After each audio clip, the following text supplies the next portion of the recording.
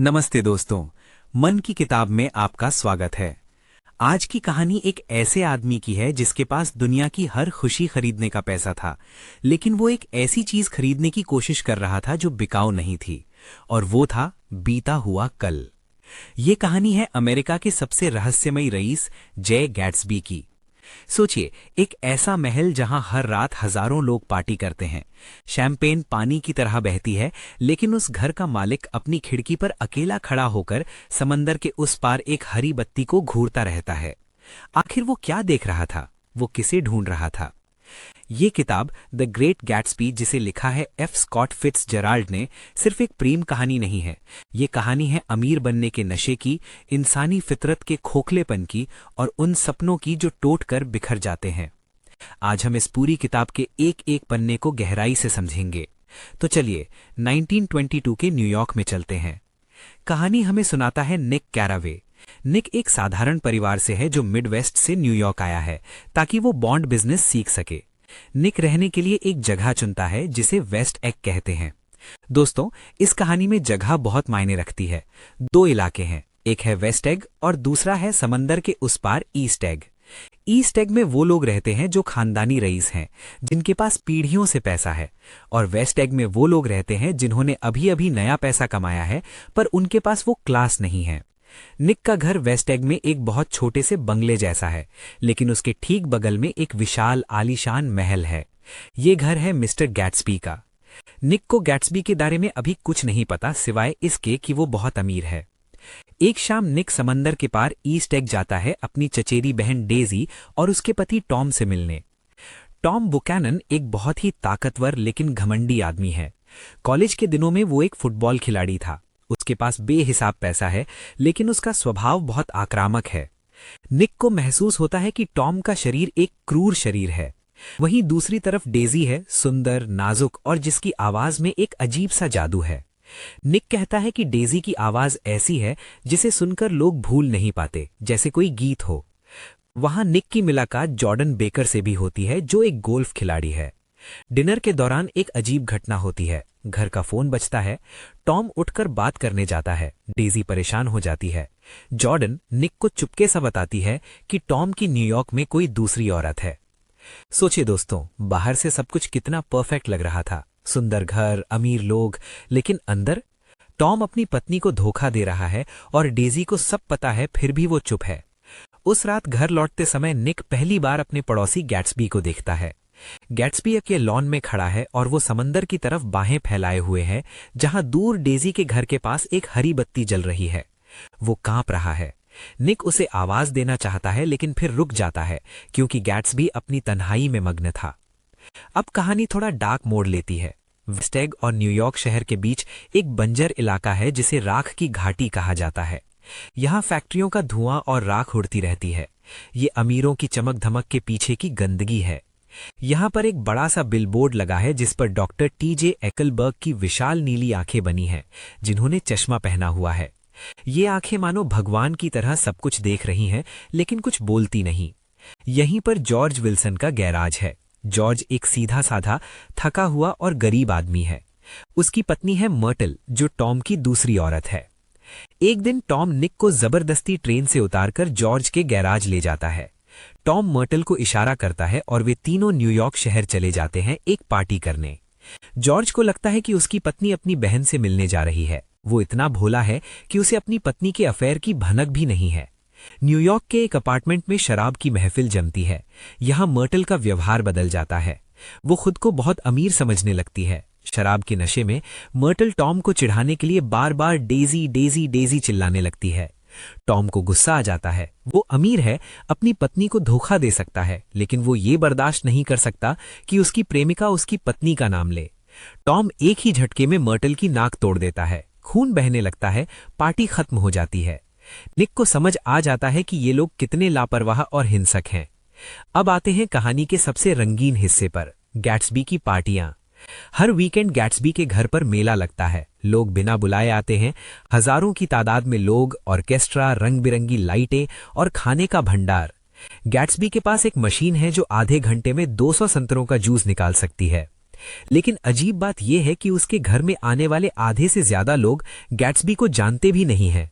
उसके बारे में सिर्फ अफवाहें हैं। कोई कहता है गैट्सबी ने एक आदमी का खून किया है, कोई कहता है वो जर्मन जासूस था। निक को पहली बार एक बाकायदा निमंत्रण मिलता है। पार्टी में निक की मुलाकात एक उल्लू जैसे चश्मे वाले आदमी से होती है जो गैट्सबी की लाइब्रेरी में हैरान खड़ा है। वो कहता है ये किताबें असली हैं, मुझे लगा था सिर्फ गत्ते के डिब्बे होंगे दिखाने के लिए। ये दिखाता है कि गैट्सबी की दुनिया में हर चीज पर शक किया जाता है। फिर अचानक एक आदमी निक के पास आकर कहता है, पुरानी यादें ताजा हो गई ओल्ड स्पॉट, मैं गैट्सबी हूं।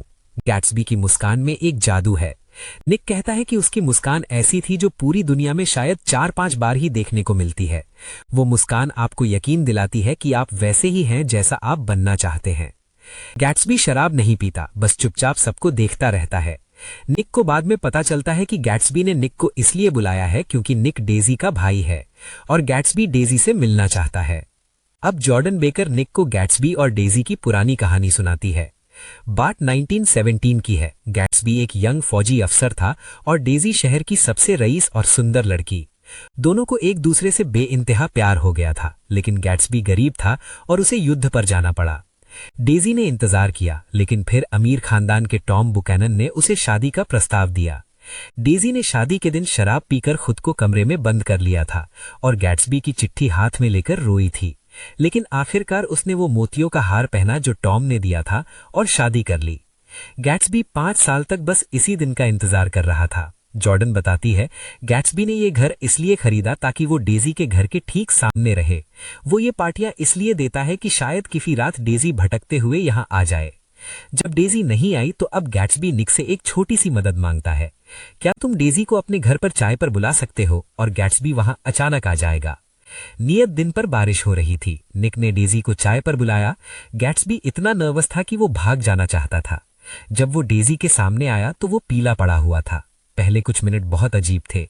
गैट्सबी ने एक पुरानी घड़ी को गिरने से बचाया, मानो वो बीते हुए समय को पकड़ना चाह रहा हो। लेकिन थोड़ी देर बाद बारिश रुकी और उनका प्यार फिर से जाग उठा। गैट्सबी डेजी और निक को अपने महल में ले जाता है। वो डेजी को अपना आलीशान घर दिखाता है, अपनी कीमती चीजें दिखाता है। एक सीन बहुत भावुक है। गैट्सबी अपनी अलमारी खोलता है और दर्जनों रंग बिरंगी महंगी शर्ट्स निकालकर डेजी के ऊपर फेंकता है। डेजी उन शर्ट्स में अपना मुंह छिपाकर रोने लगती है और कहती है, ये शर्ट्स बहुत सुंदर हैं, मैंने ऐसी सुंदर शर्ट्स कभी नहीं देखी। असल में वो शर्ट्स के लिए नहीं रो रही थी, वो उस समय और उस प्यार के लिए रो रही थी जो उसने खो दिया था। गैट्सबी निक को बताता है कि वो हरी बत्ती अब उसके लिए सिर्फ एक बत्ती रह गई है क्योंकि डेजी अब उसके पास है। लेकिन गैट्सबी एक गलती कर रहा है। वो डेजी को एक इंसान नहीं बल्कि एक सपना समझ रहा है और हकीकत कभी भी सपनों जितनी सुंदर नहीं होती। कुछ हफ्तों तक गैट्सबी और डेजी का अफेयर चलता है। गैट्सबी अब पार्टियां बंद कर देता है और नौकरों को भी निकाल देता है ताकि कोई बात बाहर ना जाए। एक बहुत ही गर्म दोपहर को गैट्सबी, निक और जॉर्डन डेजी के घर लंच पर जाते हैं। गर्मी इतनी तेज है कि सबकी सहन शक्ति जवाब दे रही है। वहां टॉम को शक हो जाता है। वो देखता है कि डेजी गैट्सबी को कैसे देख रही है। वो समझ जाता है कि उनकी आंखों में प्यार है। गुस्से में टॉम सबको शहर यानी न्यूयॉर्क चलने को कहता है। वे प्लाजा होटल का एक कमरा किराए पर लेते हैं। वहां माहौल बहुत तनावपूर्ण हो जाता है। अब गैट्सबी और इंतजार नहीं कर सकता। वो टॉम से कहता है, डेजी ने तुमसे कभी प्यार नहीं किया, वो सिर्फ मुझसे प्यार करती है।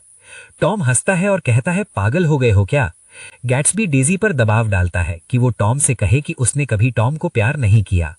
डेजी रोने लगती है। वो टूट जाती है और कहती है, मैं ये नहीं कह सकती, मैंने उससे प्यार किया था और तुमसे भी करती हूँ।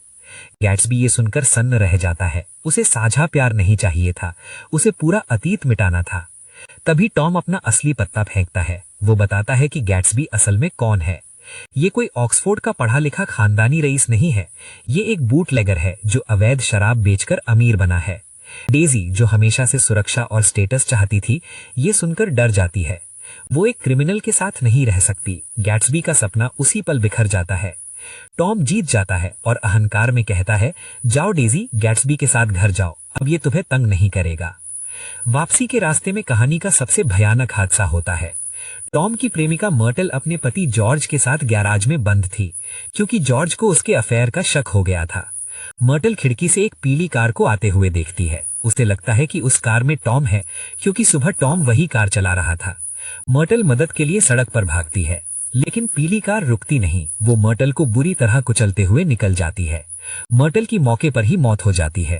पीछे से टॉम अपनी कार में आता है और अपनी प्रेमिका की लाश देखता है। उसे पता चलता है कि पीली कार ने उसे मारा है।